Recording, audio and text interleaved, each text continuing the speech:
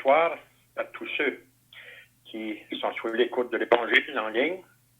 On prie que Dieu va bénir, que vous donniez de l'aide.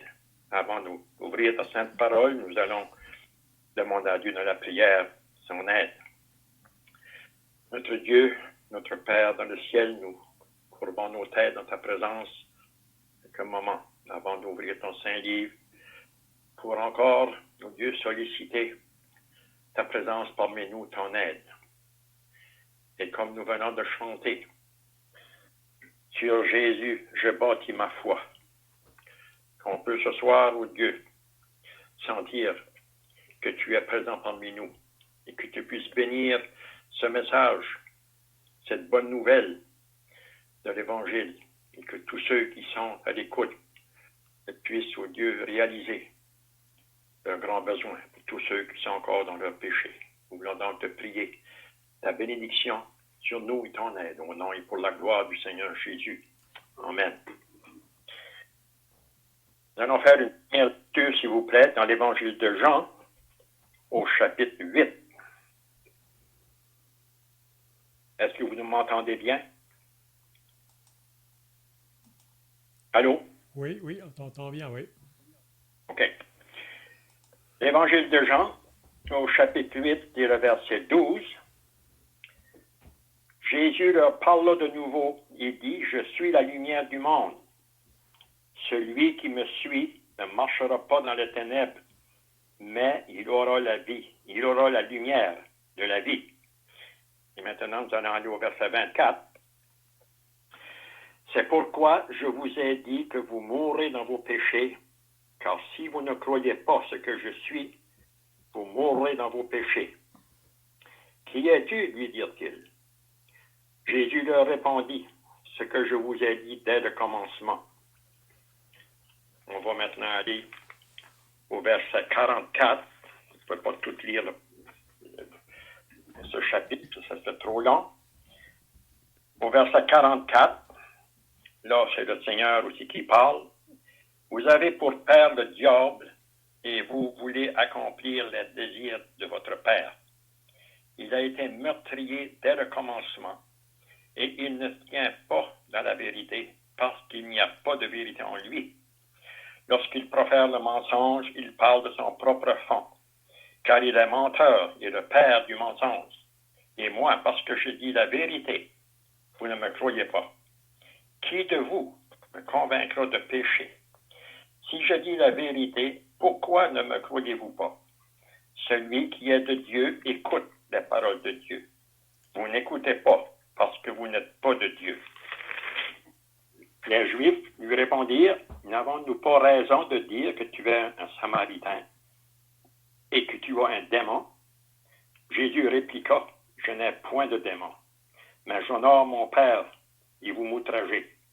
Je ne cherche point ma gloire, il en est un qui la cherche et qui juge.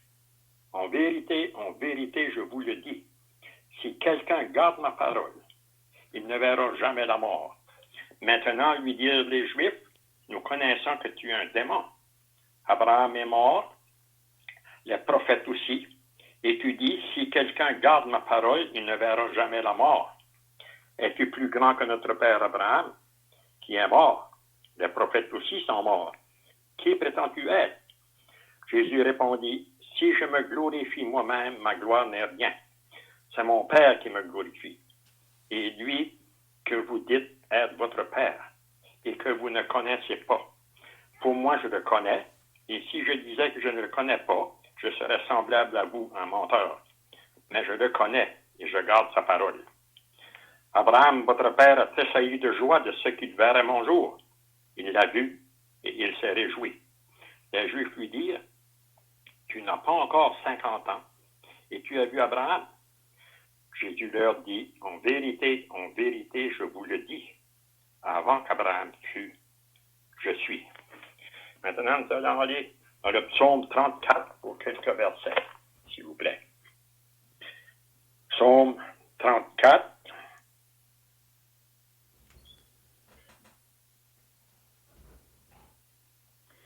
À partir du verset 5. « J'ai cherché l'Éternel, Et il m'a répondu. Il m'a délivré de toutes mes frayeurs. Quand on tourne vers lui, le regard, on est rayonnant de joie, et le visage ne se couvre pas de honte. Quand un malheureux crie, l'Éternel entend, et il le sauve de toutes ses détresses. L'ange de l'Éternel campe autour de ceux qui le craignent, et il les arrache au danger. Sentez et voyez combien l'Éternel est bon. Heureux l'homme qui cherche en lui son refuge. Seigneur bénira la lecture de sa sainte parole.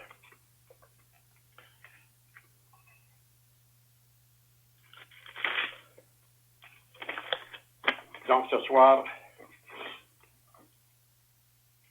Seigneur m'a mis à cœur de parler sur premièrement la personne du Seigneur Jésus, mais aussi sur celui qui est menteur depuis le début, comme qu'on a lu.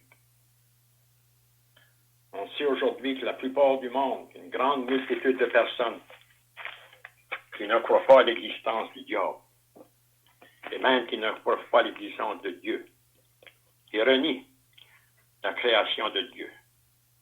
Et ça, c'est toujours le travail du diable, dans les deux sens.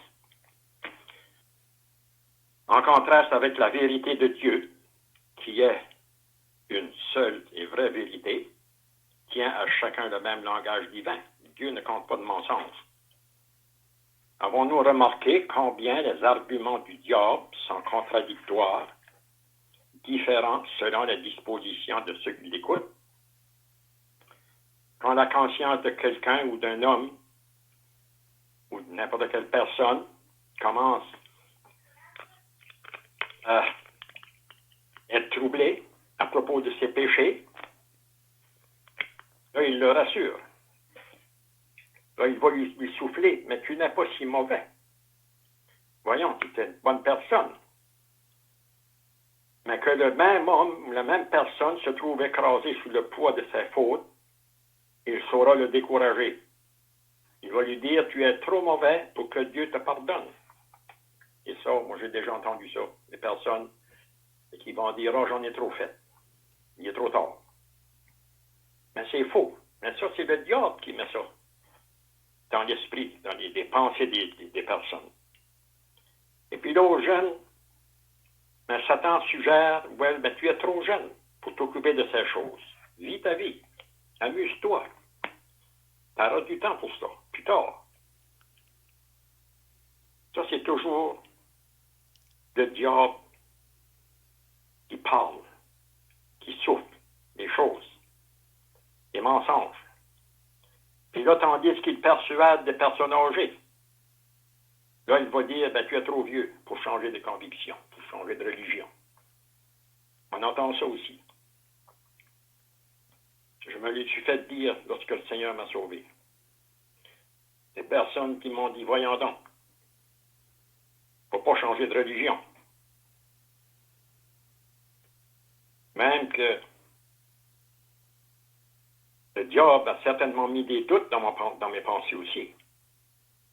Parce que lorsque j'ai rencontré le Seigneur, lorsqu'il m'a délivré de mes péchés, j'étais un catholique pratiquant.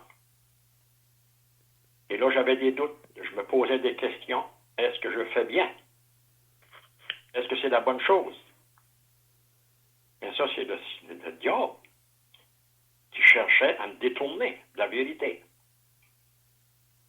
Vous savez, le diable dans le jardin d'Éden, lorsqu'il a tenté Ève, il lui a dit, Dieu a-t-il réellement dit que vous mourriez si vous mangez de ce fruit? Mais il use la même méthode aujourd'hui. Ça n'a pas changé. Il va mettre le doute dans des personnes. Et ça prend vraiment le travail du Saint-Esprit pour nous convaincre que cet homme-là est menteur. Ou bien, il va dire, ben, après la mort, on verra bien ce qui va se passer. Ou bien, tandis que d'autres affirmeront, ben, après la mort, il n'y a plus rien. J'ai déjà entendu ça. Je me rappelle lorsque je travaillais dans un magasin. Il y a 2 vieilles personnes qui parlaient, puis ils étaient âgés, au-dessus de 80 ans. 2 bons catholiques, vraiment pratiquants, mais ils ne savaient pas où ils allaient. Il y en a un qui dit, ouais, on est encore vivant, on ne sait pas demain ce qu'on sera. Un autre monsieur dit, on ne sait pas ce qu'on sera, parce que personne n'est revenu pour nous dire. Moi, j'étais là, puis j'écoutais. J'ai dit, oui, il y a quelqu'un qui est venu. Le Seigneur Jésus est venu. Le monde n'a pas voulu de lui. Ils l'ont fait mourir. Et comme j'étais au travail, j'avais été averti de ne pas parler de religion. J'arrêtais là. Mais ces 2 personnes-là, ils n'ont pas pu rien dire. Ou bien ils vont dire après la mort, il n'y a plus rien. Qui est 6 pieds sous terre. Mais ça, c'est tout le travail du diable. Pour empêcher les personnes d'aller au Seigneur. De chercher la vérité. Ou bien le diable va dire des croyants, regardez ces gens. Ils sont morts, ils ne vivent plus. Ils ne vont plus en nulle part. Il y a beaucoup de personnes autour de nous qui disent cela, qui le disent encore. Ou bien ils vont dire, tu vois bien qu'ils ne sont pas meilleurs que toi. C'est trop facile de prétendre qu'il suffit de croire. Sauf le dit à certains. Alors que d'autres diront, vous avez de la chance d'avoir de la foi. Moi, je n'y en arrive pas. À beaucoup, ils laissent entendre qu'il suffit d'être sincère, quelle que soit leur croyance. Autrement dit, toutes les religions sont bonnes. On s'est fait dire ça, du moment que tu la pratiques. Mais c'est faux. Il y a un seul Dieu et un seul médiateur entre Dieu et les hommes, Jésus-Christ. L'apôtre Paul, dans les Actes des Apôtres, au verset 4, au chapitre 4 et au verset 12, il dit là, il n'y a de salut en aucun autre, car il n'y a sous le ciel aucun autre nom qui nous a été donné par lequel nous puissions être sauvés. Ou bien, plus loin, il va dire, c'est une parole certaine et entièrement digne d'être reçue, que Jésus-Christ est venu dans le monde pour sauver les pécheurs.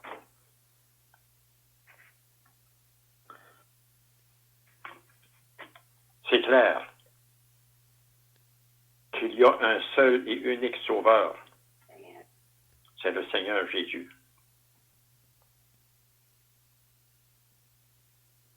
La parole de l'Éternel est droite et toute son œuvre est avec vérité. On a lu dans le psaume 34, « J'ai cherché l'Éternel et il m'a répondu.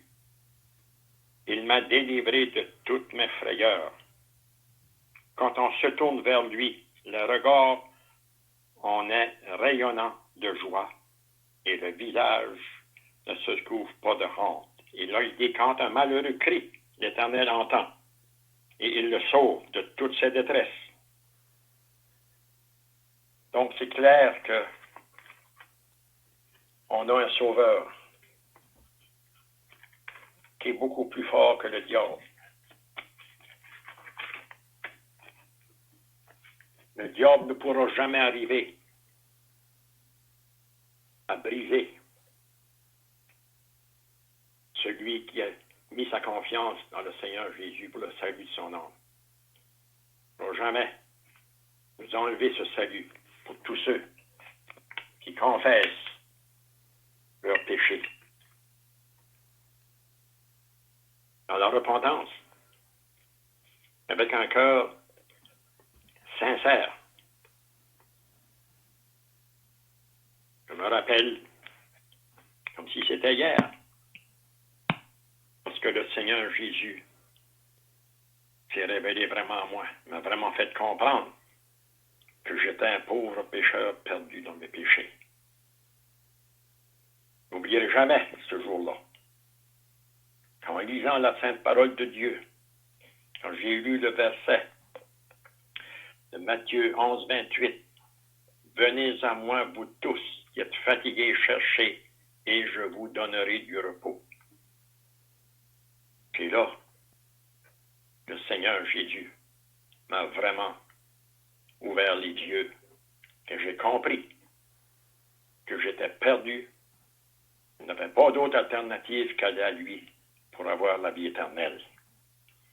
Ésaïe, au chapitre 1, au verset 18, là on lit, « Venez et plaidons, dit l'Éternel, si vos péchés sont comme le cramoisi, ils deviendront blancs comme la neige. S'ils sont rouges comme la pourpre, ils deviendront comme la laine. » Donc aujourd'hui, le Seigneur plaide. Le Seigneur appelle les pécheurs. Et parfois, il met des choses devant les personnes pour les faire réaliser un grand besoin. On voit présentement cette pandémie, ce terrible virus qui bouleverse l'humanité entière. Dieu parle aux hommes. Dieu parle. Dieu veut attirer les pauvres pécheurs à lui. Le désir de Dieu, c'est que tous les hommes soient sauvés. Donc ce soir, on prie que tous ceux qui sont à l'écoute, qui ont entendu ce message, même si c'est fait dans la faiblesse, on prie qu'ils vont se tourner vers le Sauveur, le seul et unique Sauveur, en repentance pour avoir le pardon de leurs péchés. Prions. Notre Dieu, notre Père dans le ciel, nous voulons maintenant terminer dans la prière. Ces quelques paroles, cette lecture de ta sainte parole, Dieu, que nous avons essayé de proclamer. Oh Dieu, nous voulons te demander ta bénédiction et que tu puisses intervenir dans la vie de ceux et celles qui sont encore prisonniers du malin. On prie pour nos familles, pour nos parents, tous ceux et celles qui ont été à un moment donné sous l'écoute de l'Évangile, qui ont été en contact avec ta sainte parole, que tu puisses leur rappeler qu'il faut qu'ils naissent de nouveau. Nous allons donc te prier la bénédiction sur chacun de tes enfants, au nom et pour la gloire du Seigneur Jésus. Amen. Amen.